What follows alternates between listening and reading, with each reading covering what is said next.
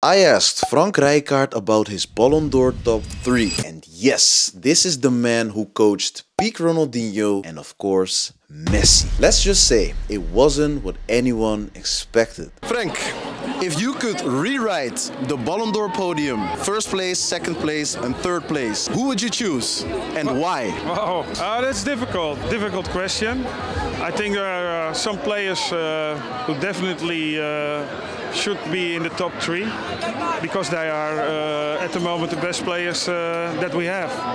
And of course we have Dembele, we have Lamine Yamal, we have Kylian Mbappé, we have Vinicius Junior, Vitinha. Hold up. He mentioned all the names, but one name is missing. One name is missing. Season. But if you had to choose the top 3. Yeah, I can name them all, but if you have to choose, I think what is the reason to be the winner? Because you won most prizes with your club, or that you individually have shown that you are the best player of the season? Yeah, so the criteria is hard. The criteria is hard. All right, so we're talking about criteria right now. But wait. Before we're going to talk about criteria, we're missing one important name, and that says it all. This name missing says it all because it is a worldwide discussion. Rafinha, he was incredible for Barcelona last season, but he didn't get the credits for it. And he still isn't top of mind. And it's not only, this is not about Frank Rijkaard, it's just something is missing. There must be a reason why he doesn't get the credits he deserves, in my opinion. Anyway, let's continue. I'd like you to give me your opinion as well. I think that Lamine Yamal have showed most amazing things as a lover of the beautiful game. He had something special, but what Dembele accomplished with his team is also wonderful. And Mo Salah, it is difficult to choose. I would choose between Lamine, Mbappé, and Dembele. Wait, Lamine, Dembele, and Mbappé. Is that his top 3? This is shocking. I didn't expect it at all. Did you guys expect this? So, Lamine Yamal, he has done a lot last season, not only for Barcelona, also for the Spanish national team. He became European champion, and not only becoming European champion, he was really important for the national team as well, for both Barcelona and the Spanish national team. Give the credits to Lamine Yamal. Yes, he was hyped. He was hyped. That was crazy. And of course, he's a poster boy. He is incredibly popular. But still. Then there's Kylian Mbappé. He had an outstanding individual season. So individually, he was great, insane. But he didn't win a prize with Real Madrid. And he told the press himself, in order to win the Ballon d'Or, you gotta win the Champions League. You gotta win prizes with your team. It's just that simple. And I don't disagree with Kylian Mbappé. But we continue because I'm asking him about his Ballon d'Or top 3. I'd like to hear his order. This one is important. Here we go. All right, so who's first?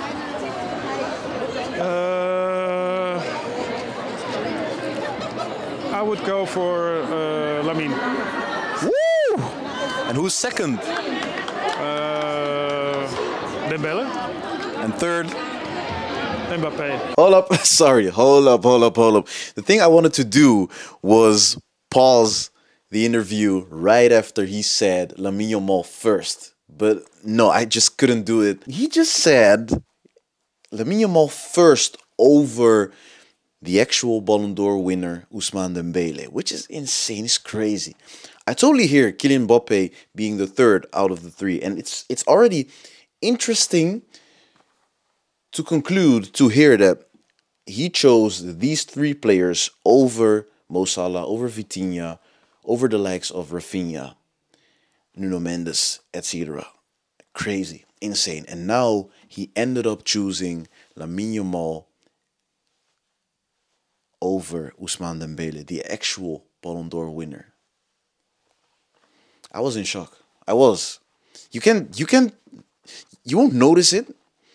Nah, I'm looking at myself right now. Nah. I didn't show it, but I was in shock. I was shocked. I still am, by the way. Mbappe, a really good choice. So you've seen Lionel Messi play at a young age. If you compare him to Ousmane Dembele, who just won the Ballon d'Or, which similarities do you see between the two? I think it's not possible to compare somebody with Messi. We can all state and see that Dembele had a wonderful season with Paris Saint-Germain, and he really deserves it. But Messi was from a different planet. What he did with the ball and his skills, his technical skills, his vision of the game, the things that he did that's amazing. That's incredible. The thing he said about Lamine Yamal, about his choice, Lamine Yamal being first. Because we kept on talking. It's football. Come on. We love football. So we kept on talking. And he told me that the way he saw Lionel Messi play, so I totally get it. But the way Lamine Yamal plays makes football fans happy. The way he dribbles, the way he can change a game with one single action. That's what he loves. That's why he says, wow, it's Lamine Yamal. The way he does it, it's outstanding. It's insane. And you just can't compare anyone with Lamine Yamal. That's his POV. And he's an OG. He's an old school one. The way he experienced football was way different compared to the way people experience football right now. So his POV is different. But I was curious about how and why. But I get his POV. Although I don't agree, I disagree with him. He is a football legend himself. And I totally get why. I'm just amazed. Because it's interesting to hear and see his point of view on the next generation. Because Lamine Yamal he's so young. It's insane. But Ousmane Dembele, he was also really positive about Ousmane Dembele though. And Kylian Mbappe, well, I already said it. So winning prizes is really important. And we already talked about criteria. That's also something that he said. Frank Rijkaard said, yeah, it's not that clear how to come up with a winner. What is it based on? It's still not clear, and that's something he emphasized as well. Well, guys, I asked him to compare Dembele with Messi. His answer was pure truth. You heard him, guys. You just can't compare anyone to Messi. And this is great because he is an OG. He has the old school football mind, the old school perspective on greatness. Interesting. Guys, I really loved this interview, by the way. Still can't believe that this is the man himself who coached peak Ronaldinho and Lionel Messi. It's crazy. It's insane. But he had more to say. We've all seen Ronaldo and Messi play. They are absolutely incredible.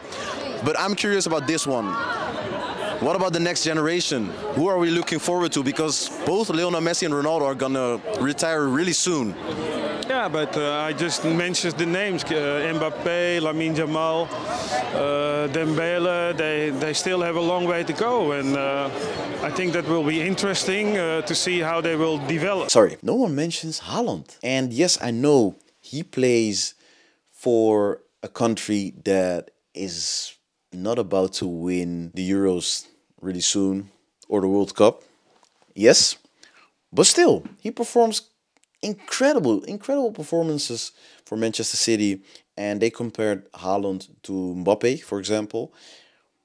But in order to win the Ballon d'Or as well, he needs to win the Champions League again. And there's something crazy going on with Erling Haaland, because some people say that he can't create goals himself. He's just a finisher, just a finisher. But then there's, yeah, I totally get it, because then there's someone else, Harry Kane.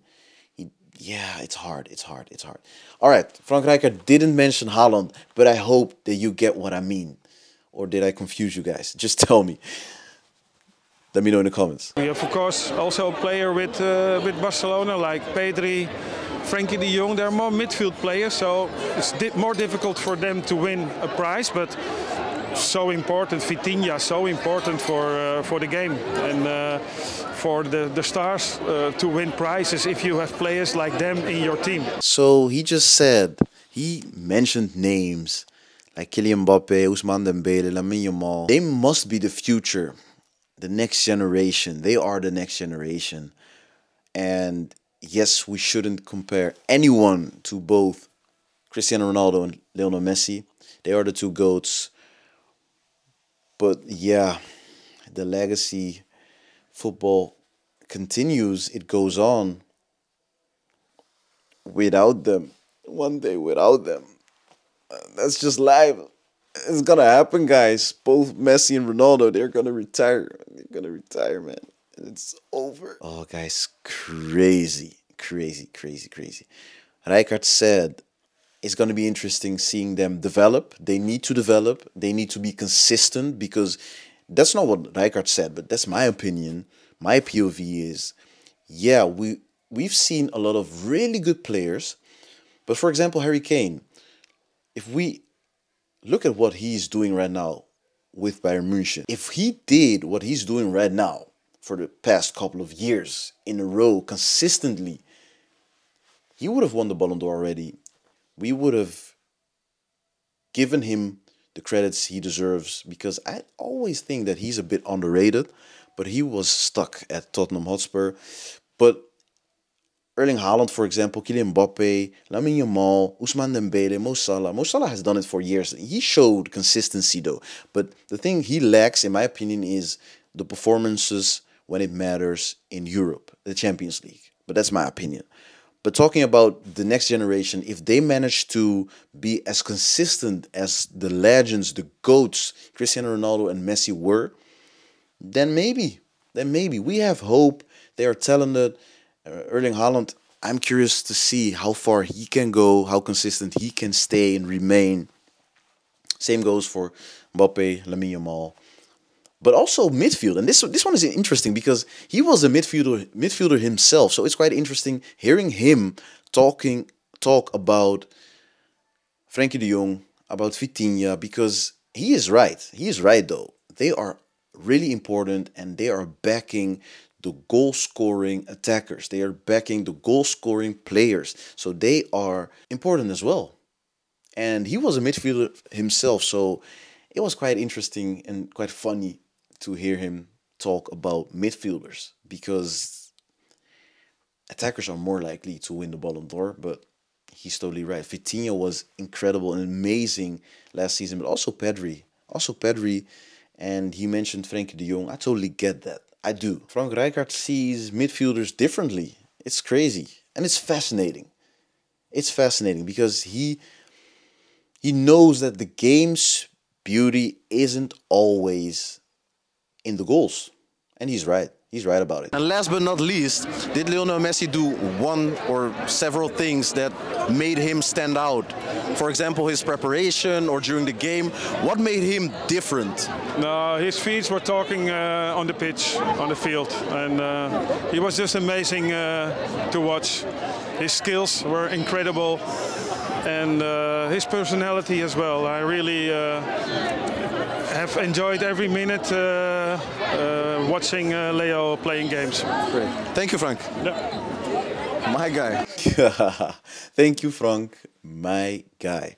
What he had to say about one of the GOATs, because Cristiano Ronaldo for me is the GOAT, but what he had to say, Rijkaard had to say about one of the GOATs, Lionel Messi, is true. Is spot on. His feet were talking on the pitch. It's just that simple. We should honor Lionel Messi's legacy, and although you can't compare anyone to him, we truly hope, I hope to see new legends. The next generation, it's up to them. They must prove it to us, and it's exciting. Honestly, guys, the game will never have another Lionel Messi, but maybe, just maybe, it will have new legends, for sure. That was Frank Rijkaard, one of the greatest legends in football, one of the greatest football minds in history. He had some stuff, some things to say, some incredible things, inspiring things, fascinating things. I enjoyed it. Hope you guys enjoyed it too. Let me know in the comments. Share me your opinions, man. Share me your takes, because these were interesting to hear it from a football legend like Frank Rijkaard.